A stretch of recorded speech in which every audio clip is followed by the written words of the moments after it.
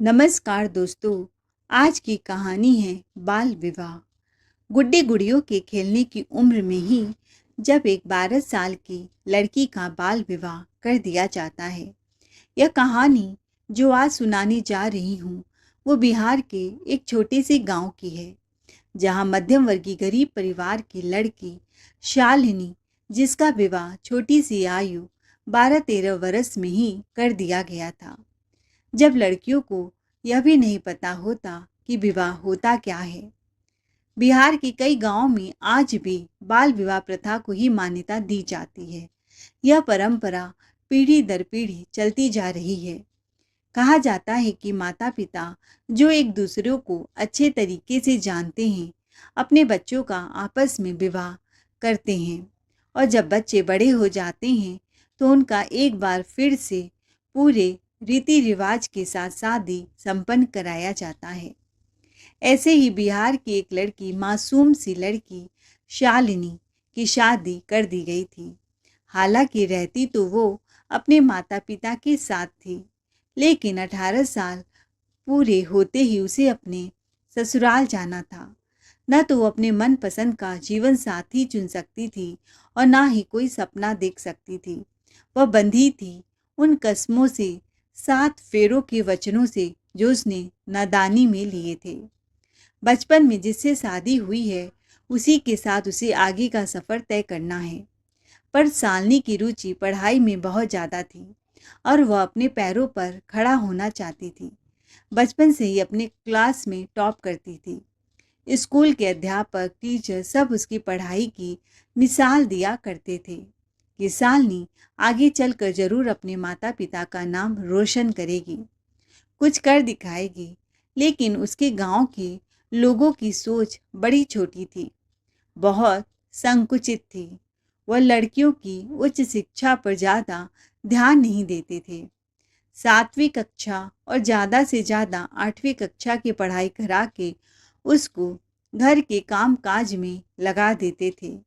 रोटी बनाना, चूल्हा चौका करना, बर्तन धोना, क्योंकि उन्हें लगता था आगे चलकर लड़कियों को यही करना है, तो पढ़ा लिखा कर क्या फ़ायदा, पैसे ही बर्बाद होंगे, तो ऐसे शिक्षा देने से क्या मतलब, जब उन्हें अपने पति का घर संभालना है और घर का कामकाज ही सीख ले।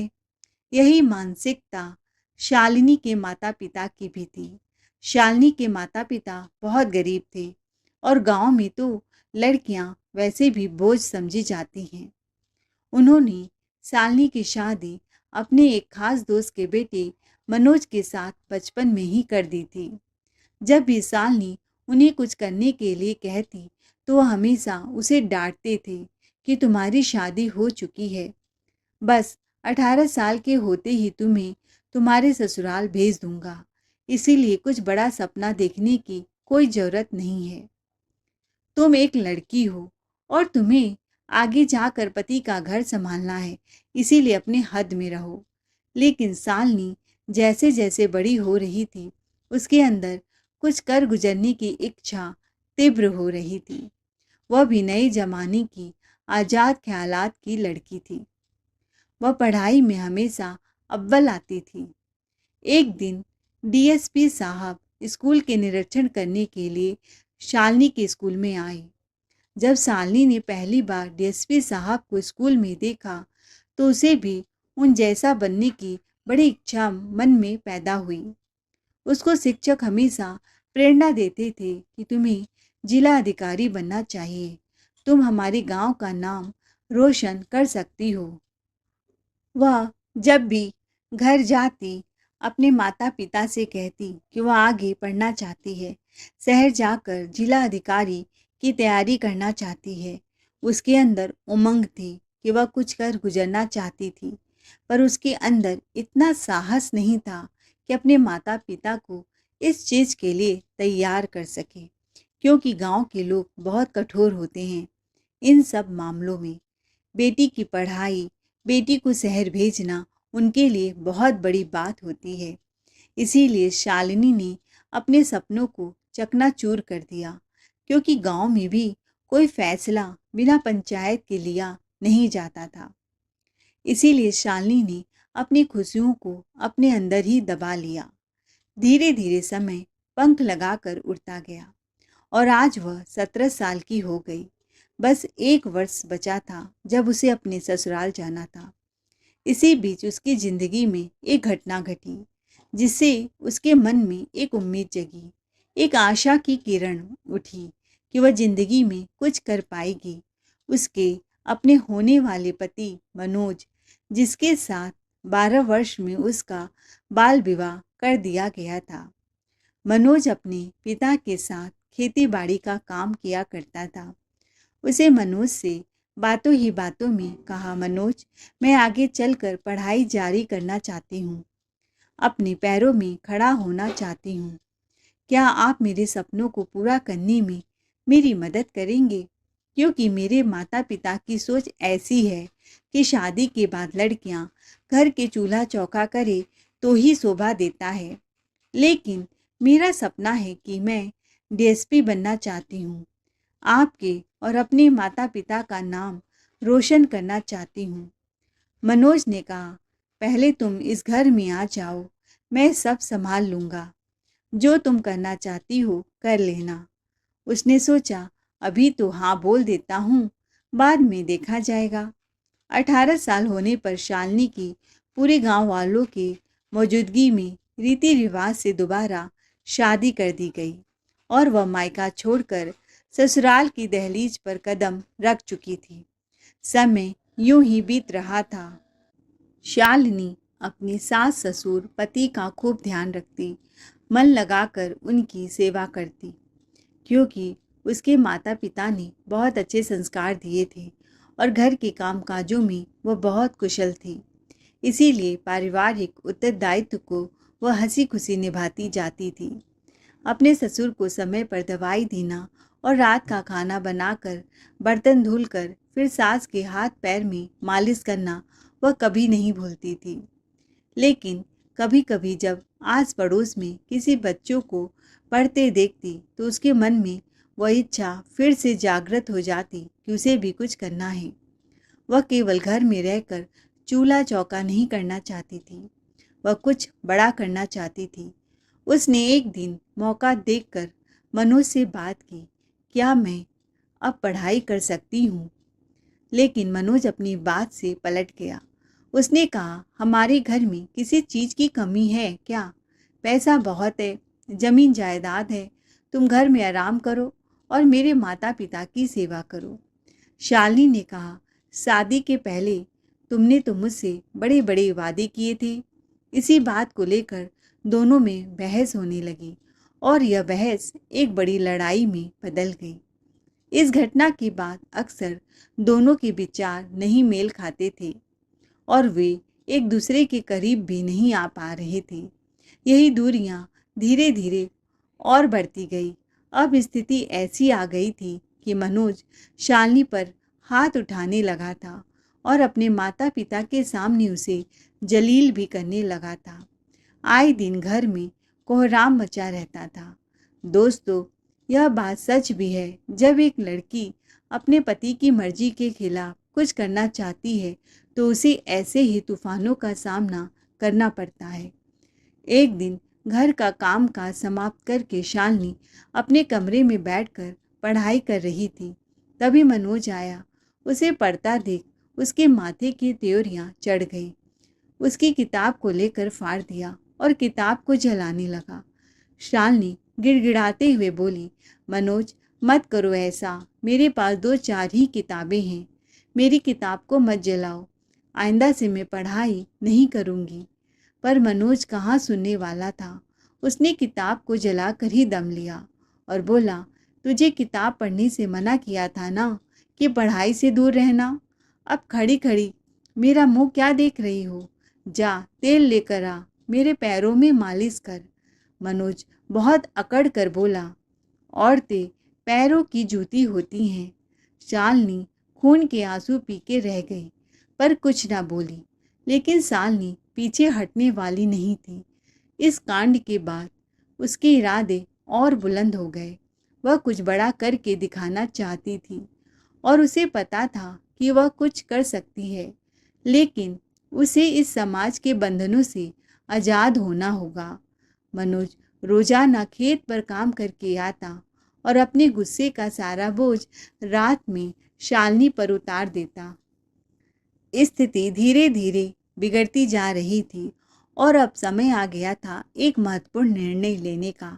अब शालिनी ने जो किया उसे सुनकर आपके भी होश उड़ जाएंगे, लेकिन आपको भी उस पर गर्व होगा, क्योंकि ऐसा निर्णय कोई कठोर और आत्मविश्वास से भरी महिला ही ले सकती है, जिसे सच में अपने सपनों की परवाह हो। एक छोटे से गांव से निकलकर किस प्रकार उसने इतना बड़ा इतिहास रचा, यह कहानी सबके लिए प्रेरणा बन गई। रात्रि के समय शालिनी ने एक लेटर लिखा जिसमें उसने अपने पति से कहा, 12 वर्ष की उम्र में भले ही आपके साथ मेरा विवाह हो गया था, लेकिन मेरे सपने तब से लेकर आज तक जीवित हैं। मैं बचपन से ही एक बड़ी ऑफिसर बनना चाहती थी, लेकिन कभी भी अपने माता पिता को नहीं बता पाई। आपके अंदर मैंने एक दोस्त को देखा और आपको अपना मानकर मैंने आपको मेरे सपने के बारे में बताया। उस समय आपने मेरा साथ दिया तो मुझे लगा था कि मुझे एक अच्छा जीवन साथी मिला है, लेकिन समय के साथ आपने भी मेरे साथ धोखेबाजी की। अब मेरा इस दुनिया में किसी पर विश्वास नहीं है। अब मैं खुद के दम पर कुछ बड़ा करके दिखाना चाहती हूँ, इसीलिए इस घर को छोड़कर जा रही हूँ। मुझे ढूंढने की कोशिश मत करना। मैं एक दिन बहुत बड़ी ऑफिसर बनकर लौटूंगी। इंतजार कर सकते हो तो कर लेना। वैसे ही तुमने मेरा बहुत अपमान किया है, लेकिन एक पतिव्रता होने के कारण मैं हमेशा आपकी सलामती और तरक्की की दुआ करती हूँ। और हाँ, आपका 1 रुपया भी लेकर नहीं जा रही हूँ।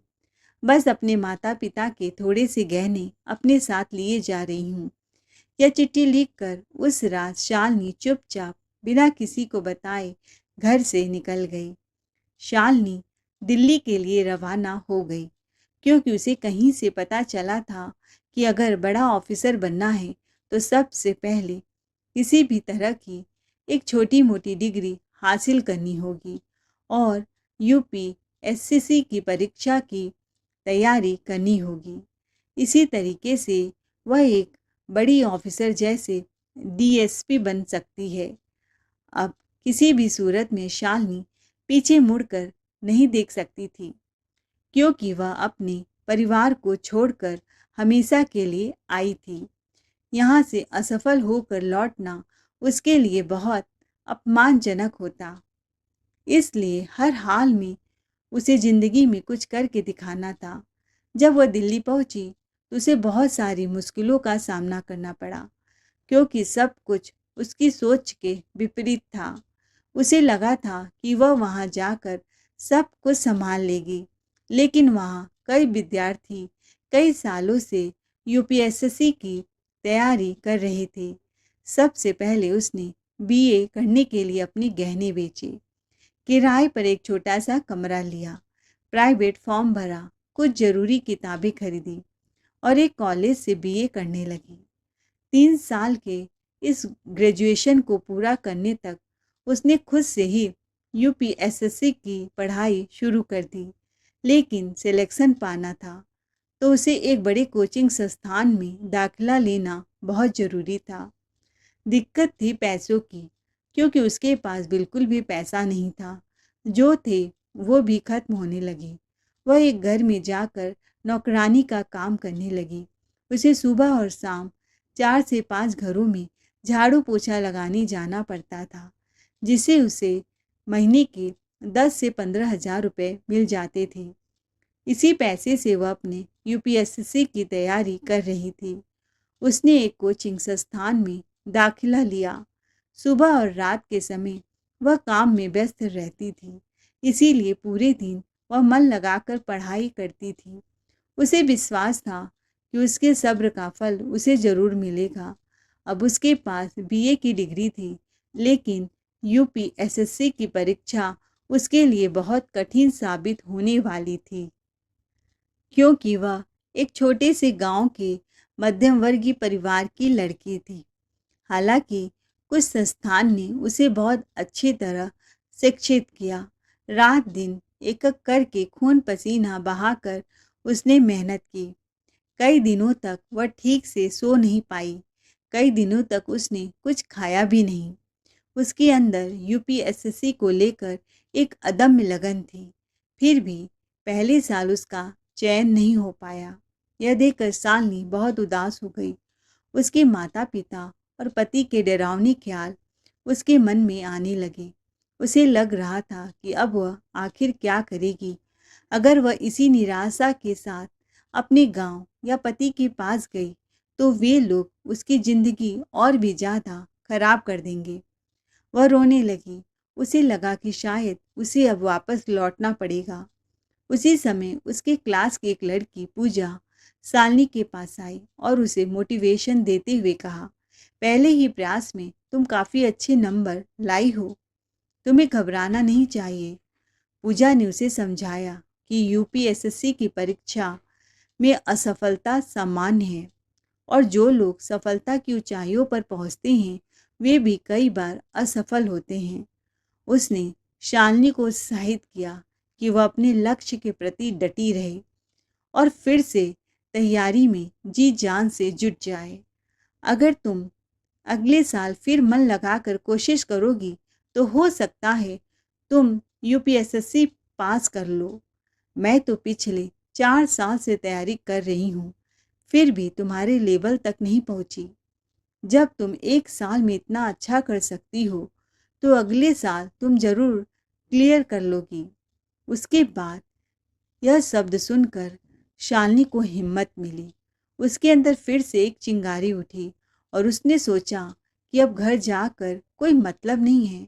अब समय है उस वादे को पूरा करने का जो उसने अपने पति से किया था कि वह एक डीएसपी ऑफिसर बनकर ही घर लौटेगी।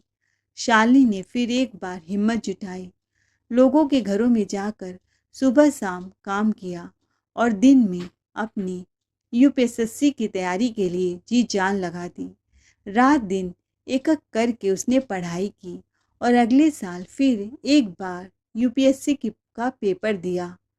कहते हैं ना, किस्मत चाहे हमें कितना भी रुला ले, लेकिन हमारी सच्ची लगन और हौसले के सामने बदकिस्मत भी सौभाग्य में बदल जाती है। और यही हुआ शालिनी के साथ। इस बार की यूपीएससी परीक्षा में उसने पूरे देश में बहुत अच्छी रैंक हासिल की। उसी रैंक के आधार पर उसे डीएसपी का पद सौंपा गया, जो उसके लिए एक बहुत बड़ा सौभाग्य था। इस पद को मिलने के बाद उसे गाड़ी दी गई, सरकारी आवास मिला और उसके पास पावर थी। अब वह और भी ज़्यादा हिम्मत वाली हो चुकी थी क्योंकि उसका बचपन का सपना पूरा हो चुका था। अब समय था अपने जीवन को नई दिशा देने का और उन सभी को दिखाने का कि अगर इरादे मजबूत हों, पक्के हों, तो कोई भी लक्ष्य हासिल किया जा सकता है। उस वादे को निभाने का जो उसने अपने पति से किया था। जब शालिनी नीली बत्ती गाड़ी से ससुराल पहुंची तो गांव के लोग उसे घूरते रह गए। वह गाड़ी से नीचे उतरी। घर के दरवाजे पर ताला लगा हुआ था। उसने आसपास के लोगों से पूछा कि मनोज और उसका परिवार कहाँ गया है। कुछ लोगों ने बताया कि वे अचानक घर खाली करके कहीं चले गए हैं। अब सवाल यह उठ रहा था कि डीएसपी मैडम के पति मनोज कहाँ थे, क्योंकि उनके घर पर ताला लगा हुआ था। यह रहस्य आने वाले समय में खुलने वाला था। इसी बीच प्रयागराज में 14 जनवरी 2025 से महाकुंभ का आयोजन शुरू होने वाला था। लाखों श्रद्धालु संगम में स्नान की डुबकी लगाने के लिए पहुंच रहे थे। ऐसा अनुमान लगाया जा रहा था कि तकरीबन 10 करोड़ से भी ज़्यादा लोग प्रयागराज पहुंच सकते हैं। अब इतनी विशाल और अप्रत्याशित भीड़ को नियंत्रित करने के लिए उत्तर प्रदेश सरकार ने देश भर के कोने कोने से कुशल और ईमानदार पुलिस अधिकारियों को सुरक्षा व्यवस्था के लिए प्रयागराज बुलाया। इस बार कई अत्याधुनिक एआई तकनीकों का भी इस्तेमाल किया गया ताकि भीड़ पर नज़र रखी जा सके और सुरक्षा सुनिश्चित की जा सके। अलग अलग क्षेत्रों से विशेषज्ञ अधिकारी और कर्मचारी बुलाए गए थे। शालिनी, जो अपने क्षेत्र में लंबे समय से अपनी ईमानदारी और उत्कृष्ट कार्य के लिए जानी जाती थी, उसको भी प्रयागराज महाकुंभ में ड्यूटी के लिए आमंत्रित किया गया। उसका कार्य न केवल समस्त पुलिस कर्मियों का नेतृत्व करना था, बल्कि भीड़ को नियंत्रित करना, सुरक्षा बनाए रखना और भगदड़ जैसी स्थिति से बचाव करना भी उसकी जिम्मेदारी थी। शालिनी के मन में सनातन धर्म और परंपराओं के प्रति गहरी आस्था थी। इसीलिए प्रयागराज महाकुंभ में ड्यूटी के लिए बुलाए जाने पर वह बेहद उत्साहित थी। लेकिन उसे इस बात का जरा भी अंदाजा नहीं था कि इस महाकुंभ के दौरान उसके जीवन की सबसे बड़ी घटना घटित होने वाली है। इस घटना से न केवल शालिनी का जीवन, बल्कि उसके आसपास के लोगों की जिंदगी भी पूरी तरह बदलने वाली थी। आगे आपको पता चलेगा, जब शालिनी महाकुंभ पहुंची तो वह डीएसपी के रूप में अपने दफ्तर में बैठकर अपनी ड्यूटी पूरी निष्ठा से निभा रही थी। लेकिन वह केवल बैठकर आदेश देने में विश्वास नहीं रखती थी। अपनी जिम्मेवारी को और करीब से समझने और देखने के लिए उसने एक पुलिस टुकड़ी को अपने साथ लिया और कुंभ मेले का दौरा करने निकल पड़ी। शालिनी खुद यह देखना चाहती थी कि लोग व्यवस्थाओं को तोड़ तो नहीं रहे हैं, गंगा नदी को प्रदूषित तो नहीं कर रहे हैं, या कोई असामाजिक तत्व मेले में अशांति फैलाने की कोशिश तो नहीं कर रहा है। वह हर चीज़ अपनी आंखों से देखना चाहती थी। तभी एक दिन महाकुंभ में हड़कंप मच गई। उस भीड़ में एक भिखारी लोगों से खाना छीन रहा था। पुलिस वालों ने उसे रोकने की बहुत कोशिश की। एक जगह बैठो, उसे शांति से खाना मिलेगा, समझाया गया, लेकिन वह किसी की नहीं सुनता। वह पागलों की तरह कपड़ा पहना हुआ था। यह बात डीएसपी शालिनी के कानों तक पहुंची। जब उस भिखारी को मारा जा रहा था, शालिनी ने कहा, रुक जाओ, मत मारो मैडम जी, यह कोई चोर है। मैडम जी ने कहा, मैं हैंडल करती हूँ। जब उनकी नज़र उस भिखारी पर पड़ी तो वह चौंक गई। वह भिखारी मैडम के हाथ से चाय बिस्किट छीन रहा था। उसकी हालत बद से बदतर थी।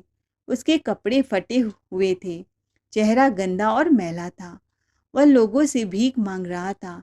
पहले तो शालिनी ने उस व्यक्ति पर ज़्यादा ध्यान नहीं दिया, लेकिन जब उसकी नज़र उसके हाथ पर पड़े, नाम पर गई, तो वह चौंक गई। दरअसल वह व्यक्ति और कोई नहीं बल्कि शालिनी का पति मनोज था। लेकिन सबसे बड़ा सवाल यह था कि मनोज, जो कभी उसका जीवन साथी था, आज इस हाल में क्यों था? वह महाकुंभ में भी क्यों मांग रहा था?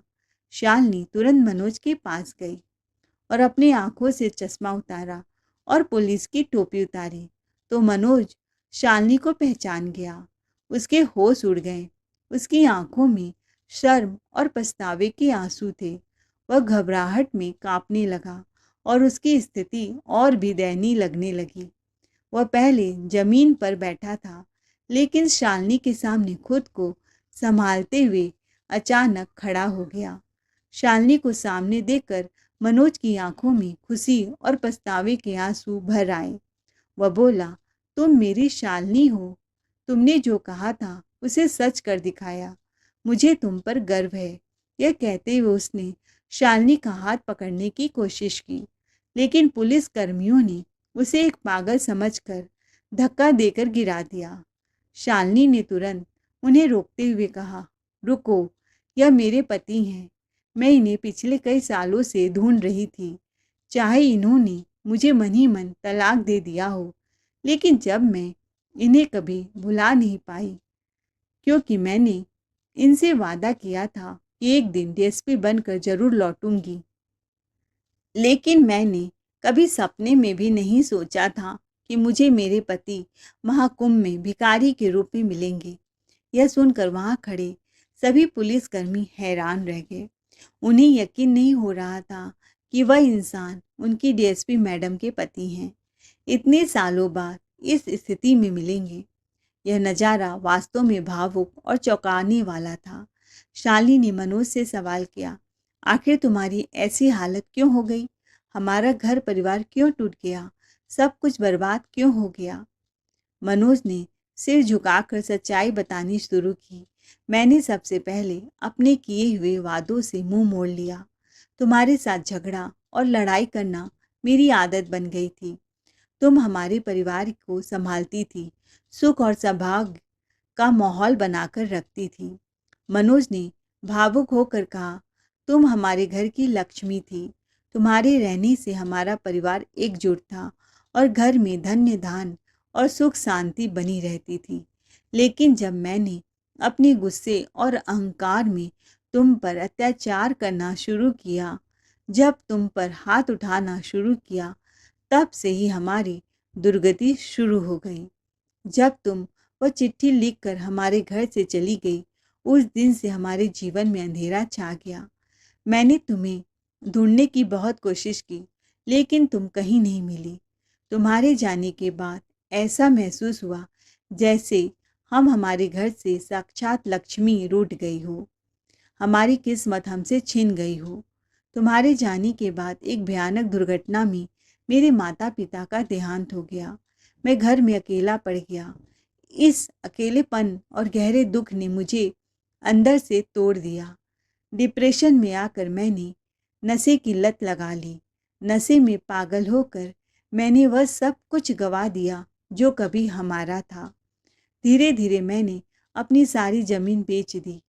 कर्ज इतना बढ़ गया कि मुझे अपना घर भी बेचना पड़ा। मनोज ने अपनी बात जारी रखते हुए कहा, मैं सड़कों पर आ गया। मेरी हालत धीरे धीरे और ख़राब होती चली गई। भूख, बेबसी और अकेलेपन ने मुझे तोड़ कर रख दिया। मेरे पास न घर बचा है, न पैसा। अंत में मैंने भीख मांगना शुरू कर दिया। समय के साथ लोग मुझे भिखारी कहकर बुलाने लगे। वहीं से मुझे अपनी असली औकात का एहसास हुआ। आज मैं इस महाकुंभ में इसीलिए आया हूँ क्योंकि यहाँ लाखों श्रद्धालु आ रहे हैं।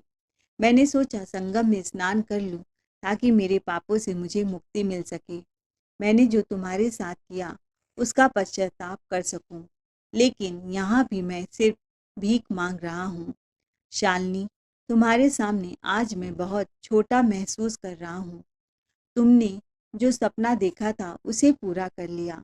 तुम बहुत बड़ी बन गई हो और मैं अपनी गलतियों की वजह से बर्बाद हो गया। मेरी सारी गलतियों के लिए मुझे माफ़ कर दो। कहते हुए शालिनी के कदमों में मनोज जा गिरा, जिसे वह कभी पैरों की जूती कहा करता था। आज वह उसके कदमों में था और उसका सर शर्मिंदगी से झुक गया था। समय सबको सबक सिखा देता है। मनोज की बात सुनकर शालिनी के दिल में हलचल मच गई। उसे अपने पति की हालत पर तरस आया। उसकी आंखों में आंसू भर आए क्योंकि मनोज की सच्चाई ने ना सिर्फ उसके दिल को झकझोर दिया बल्कि उसे भी कहीं ना कहीं अपनी गलती का एहसास कराया। शालिनी ने जो सोचा वो किया। मनोज ने सिर झुका दिया। उसकी आंखों में पछतावे के आंसू थे। वह पूरी तरह से टूट चुका था, लेकिन शालिनी की बातों ने उसे फिर से जीने की उम्मीद दी। उसने अपनी गलतियों को स्वीकार किया और ठान लिया कि वह अब एक नई शुरुआत करेगा। शालिनी ने उसका हाथ अपने हाथ में लिया और कहा, अगर तुम सच्चे मन से बदलाव लाने की कोशिश करोगे तो तुम्हें इस जीवन में फिर से एक मौका मिलेगा। हम सभी इंसान हैं, हमसे गलतियां होती हैं, लेकिन हमें उन्हीं गलतियों से कुछ अच्छा सीखने की कोशिश करनी चाहिए। शालिनी ने हमेशा अपने दिल की सुनी और अपने सपनों को पूरा करने के लिए कठिनाइयों का सामना किया। उसने कभी यह नहीं सोचा कि समाज क्या कहेगा या लोगों की राय क्या होगी। उसने अपनी मेहनत और संकल्प से यह साबित किया कि यदि इरादा मजबूत हो तो कोई भी मुश्किल राहें आसान हो जाती हैं।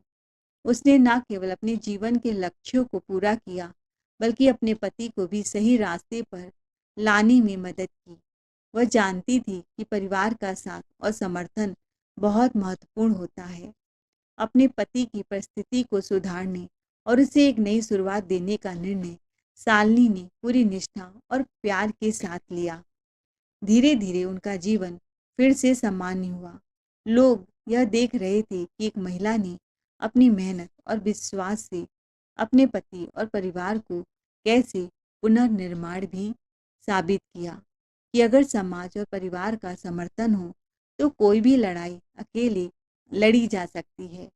हम सभी को अपने सपनों की ओर बढ़ने और किसी भी स्थिति में अपने कर्तव्यों को निभाने की प्रेरणा लेनी चाहिए।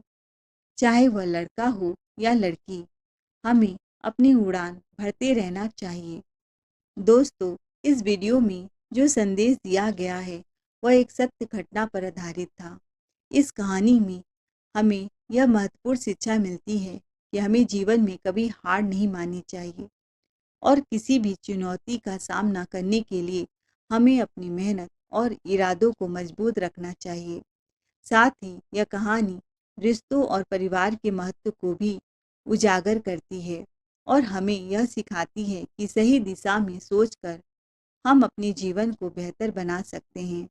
हमारा उद्देश्य ना तो किसी को दुखी करना है, ना ही किसी की भावनाओं को आहत करना। हमारा उद्देश्य सिर्फ आपको जागरूक और सतर्क बनाना है ताकि आप इन प्रेरणादायक कहानियों से कुछ सीख सकें और समाज में सकारात्मक बदलाव का हिस्सा बन सके। दोस्तों, यह कहानी कोई साधारण कहानी नहीं है, यह एक वास्तविक घटना पर आधारित है और हमने केवल नाम और स्थान बदलकर इसे प्रस्तुत किया है। अगर आपको यह वीडियो पसंद आया तो चैनल को लाइक, शेयर, सब्सक्राइब जरूर करें। कमेंट बॉक्स में अपनी राय जरूर बताएं। हमारी प्रेरणादायक कहानियों से जुड़े रहें। कहानी सुनने के लिए आप सबका दिल से धन्यवाद।